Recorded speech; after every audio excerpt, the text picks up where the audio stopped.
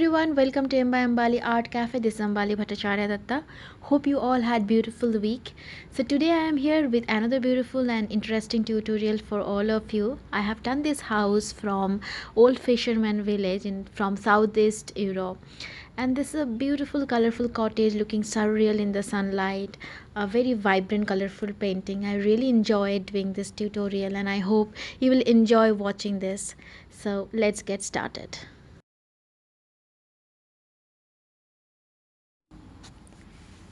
I'm using Cenerous Blue for the sky, trying weight on weight technique for a softer look,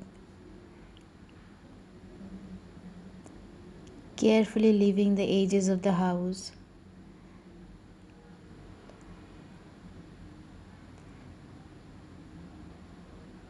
I'm using number 0 mop brush from Art Essential.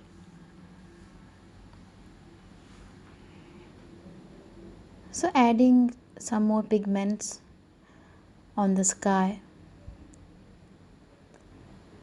somewhere few more pigments and somewhere very less.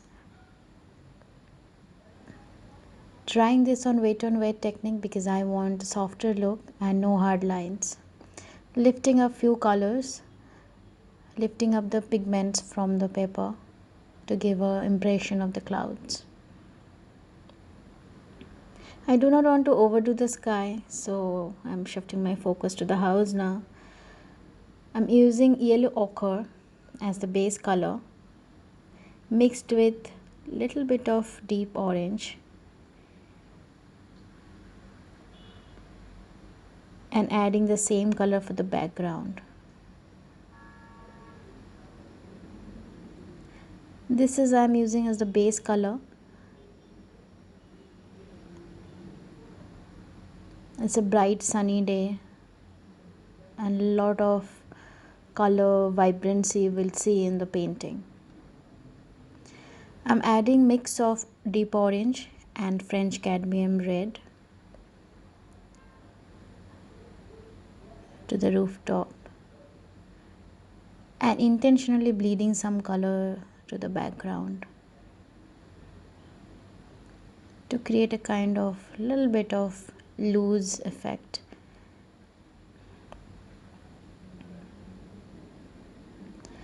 I'm doing the background house as well.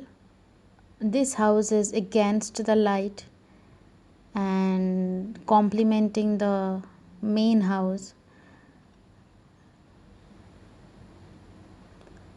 Once the painting will progress, we will understand how this dark part of the house will complement the light part of the main house.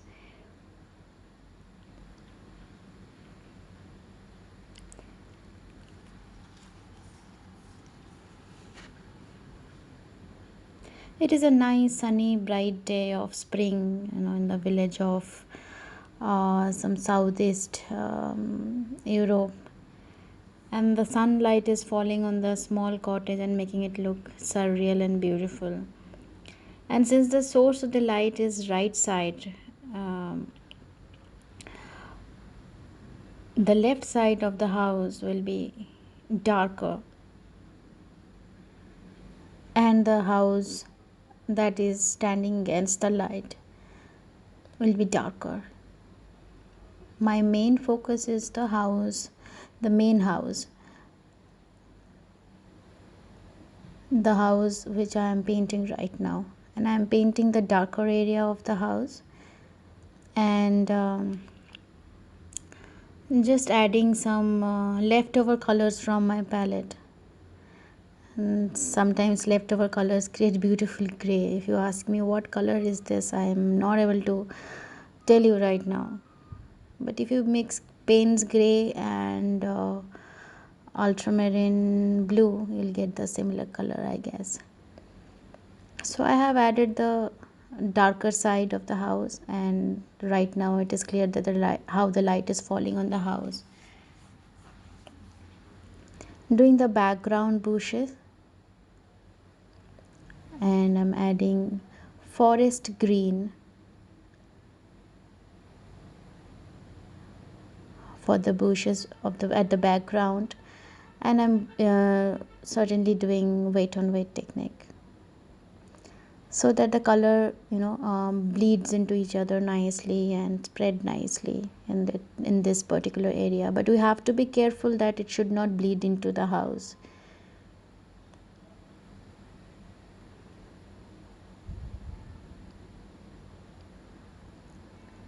As I said, this is a springtime, and sometimes in spring we see that the leaves turns into golden brown and they look so beautiful. Even I love to paint these golden leaves myself.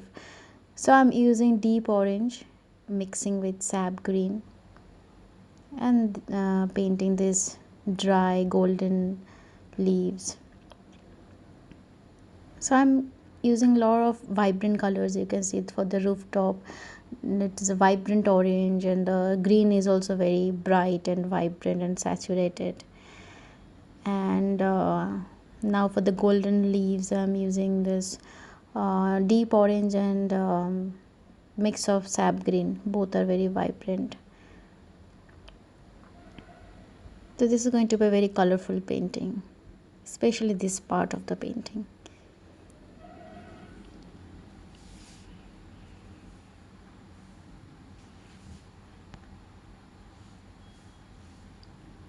Adding second layer for the darker area of the house by creating this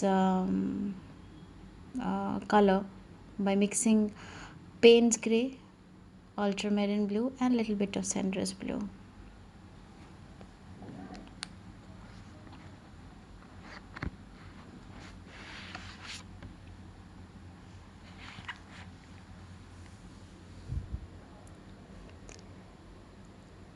Doing just beneath the rooftop area, adding some shadows there.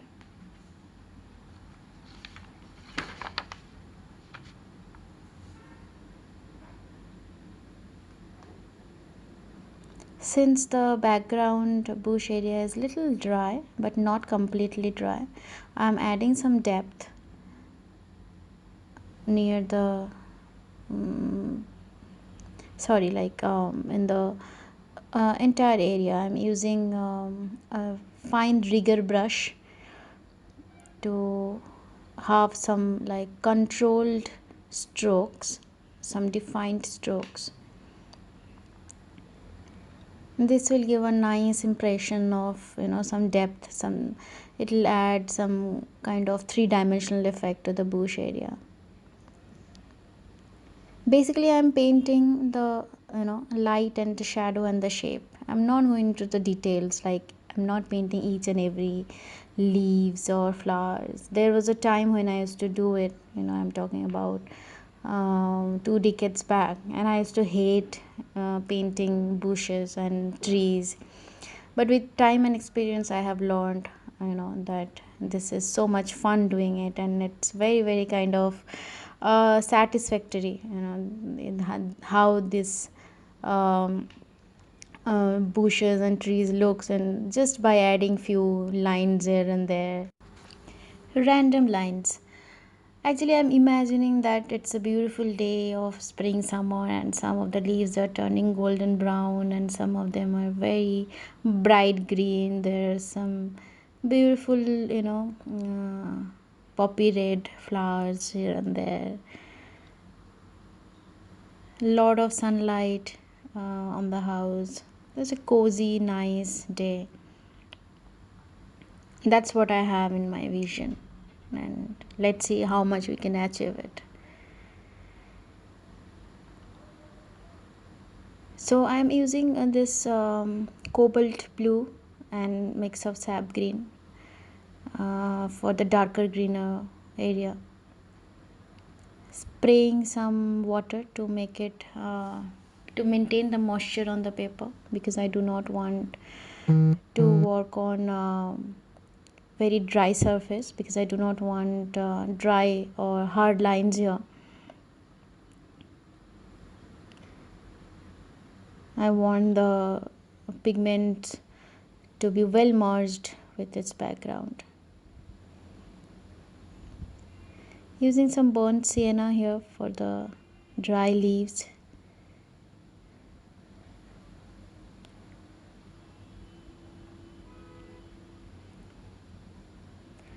I'm using this thin rigger brush for creating some, impactful strokes.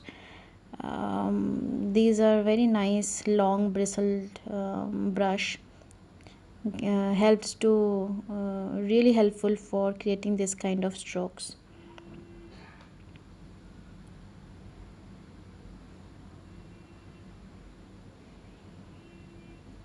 For painting the bush or the tree, you just have to see the bigger picture and paint the shape and the shadow, and you are done. We have a tendency of overdoing things as being creative persons. We are a little obsessive about what we are doing, and we go into too much of detail.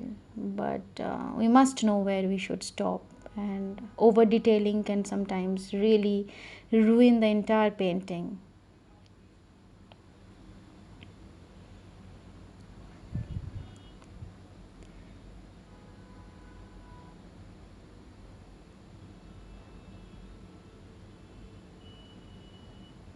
I think I'm done here with the bushes and adding you know, some impression of the flower, not very defined, just few strokes here and there. I'm using French cadmium red. It's a very beautiful, bright red.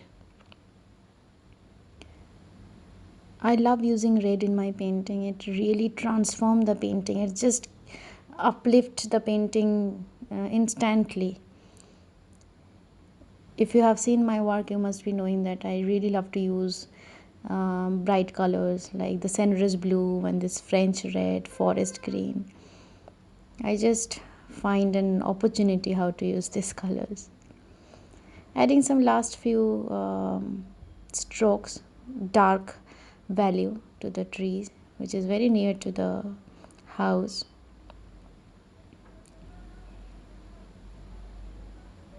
And few dark leaves here and there just to create a kind of a mood all over.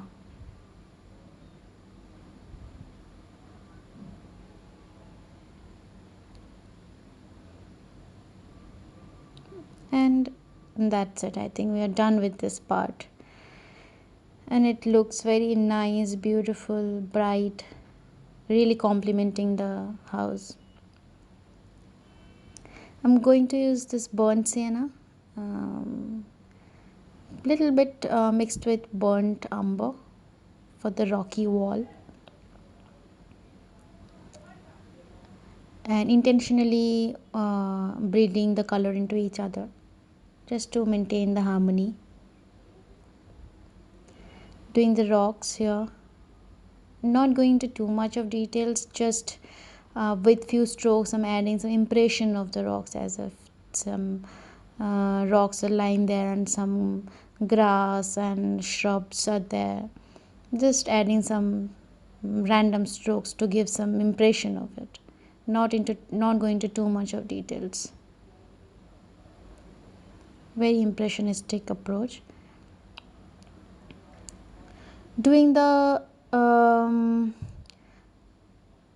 doing this darker house that is standing against the light, and I'm using Payne's gray and ultramarine blue and little bit of French cad red mixing on the paper. I'm mixing on the paper because it gives a different kind of texture when you mix the color on the paper.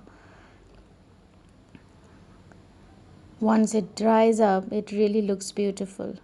So there are a lot of colors here for this dark part of dark area of this house, second house, and this house will really complement and will help to enhance the light in the main house.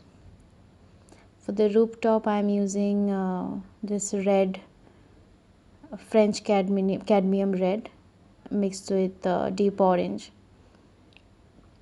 and little bit of burnt sienna.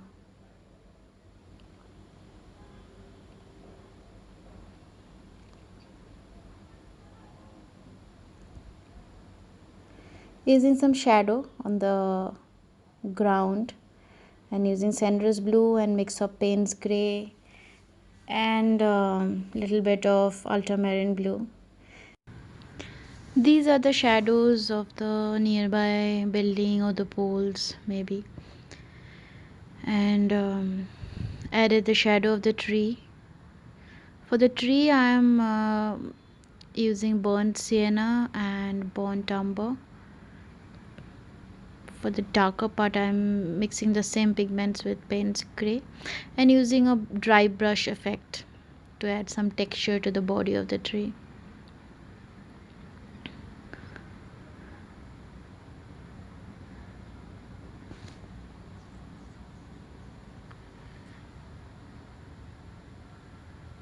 Not giving too much of details, just few strokes and lot of dry brush. It really creates nice textures on the body of the tree.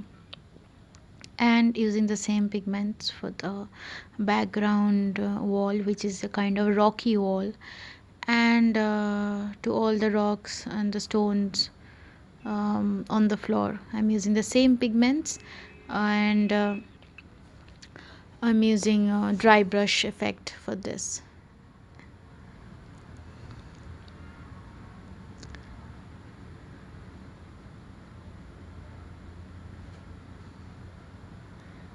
And that's how it looks, this part. I'm really liking this area. It's nice, bright, creating a very beautiful mood, ambience. For the door I'm using my another favorite color, that's Daniel Smith's Pathelo green. It's another beautiful vibrant color, and really helps to create a nice bright mood in the painting. For the door I'm using the same color and leaving the white area for the glass, and I'm using a little bit of same green mixed with ultramarine blue.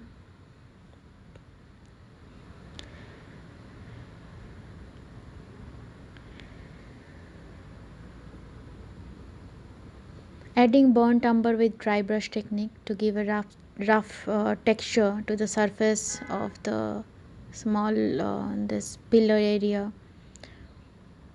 and on the ground.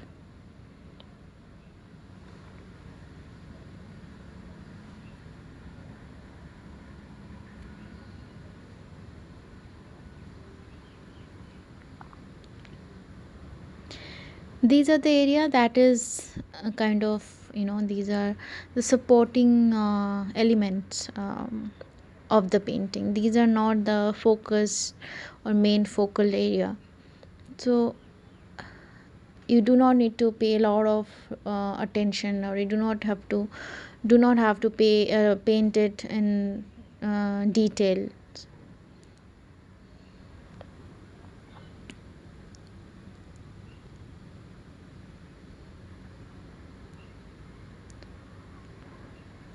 Adding the shadows and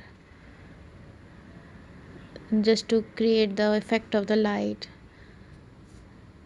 and we can see now the right side of the house is really looking bright and against the dark tone of the second house, and there are some shadows are falling on this pillar also and creating beautiful effect of light and shadow here also. And the shadow on the ground is really it's little effect, the colors of the shadow in fact is it's affected by the colors of the door. The door's colors are reflecting on the shadow, so I have added a little bit of Pathelo green to the shadow on the ground near the door, adding little intense Pathelo green to the door to add few details. I'm using the same rigger brush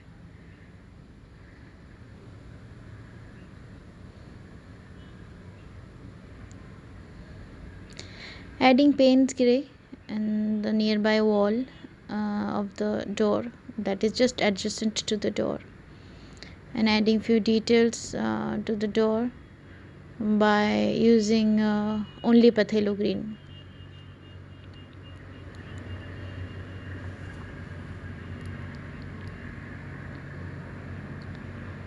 Using the same green for the window as well. There is a shadow of the second house, I think of the second house, or maybe some other nearby house, falling on the right side of the house, of the main house, and also on the right side of the window.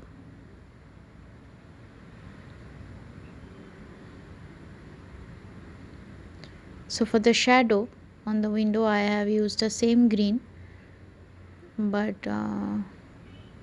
less water and more color, more pigment.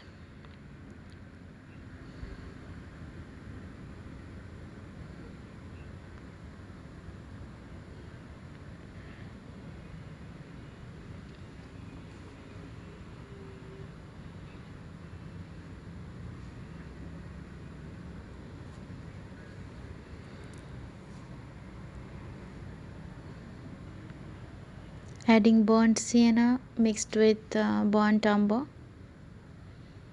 to add the frame of the door.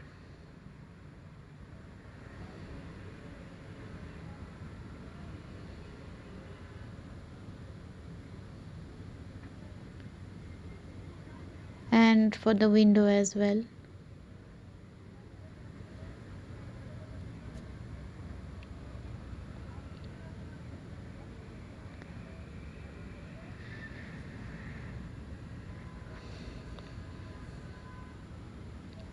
So adding the rocks on the wall of the house, but at the same time I do not want the lines, of the rocks to be very defined and like not to be very not too many hard lines. I want this area to be well lit and soft. So I'm painting the lines and spraying water on it, and dabbing it with the tissue, so it will give an impression of the rock, but again it will not give any hard lines.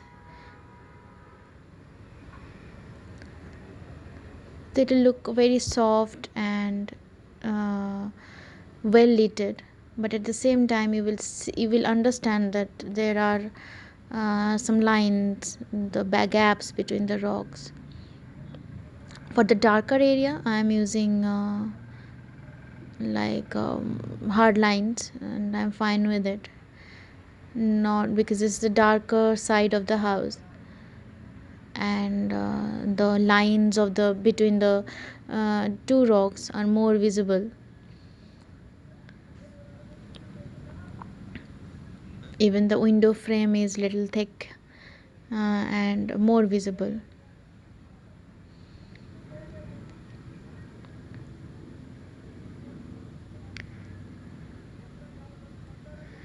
Adding few details to this area again, because sometimes you want to come back to the previously done areas, because sometimes watercolor looks lighter once it is dried, so you just want to do a few touch-ups. Coming back to the house again now, doing the rooftop, and I am adding French cadmium red mixed with deep orange. I do not I have to be a little careful while doing this, because I do not want to add too many details of the tiles. Do not want to paint like each and every tiles on the rooftop, and I want it to look very bright and well lit. So let's see how it goes. painting the second house, and I'm making it more intense and darker so that it can really complement the for the main house. I'm actually using the darker tone of the second house. I'm actually utilizing the darker tone of the second house to complement the light of the main house of the painting.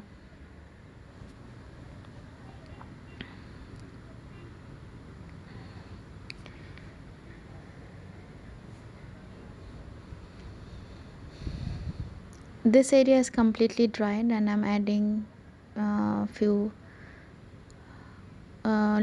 touch-ups, like few dark leaves, because as I said, watercolor looks lighter once it is dried, so I want this areas to look really dark, so adding few touch-ups again.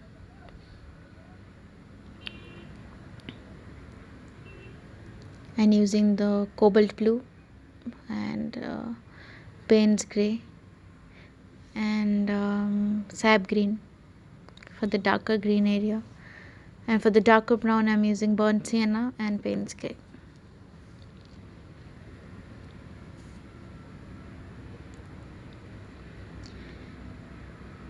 Painting the shadow just beneath the rooftop that is falling on the wall of the house. The rooftop is creating beautiful shadow on the wall of the house, and that is really enhancing the light on the house. Just creating a kind of impression of the tiles, but not doing too much of details.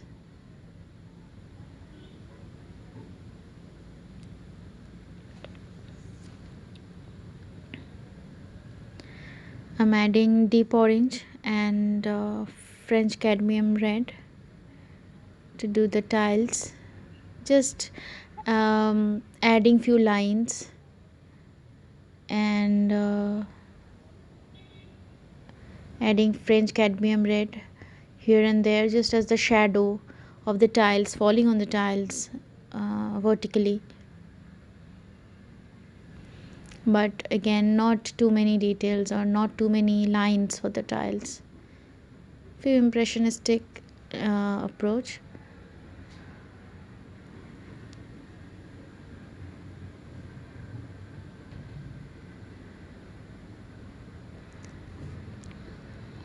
I'm adding French cadmium red and burnt sienna, burnt umber and ultramarine blue for the darker house. So you can see the contrast of the two rooftop is really manipulating the light, and that was the thing I wanted. The second house really serving its purpose. So that's how it looks. I have added one electric pole to the house, which for some technical glitch could not be recorded. That's how you can see the details. This I have added this pole, and I have used burnt sienna and Payne's gray to paint this. You can see the textures, you can see the dry brush effect. So that's how it is. I hope you have enjoyed. You can see how vibrant and beautiful sunny day mood it is giving.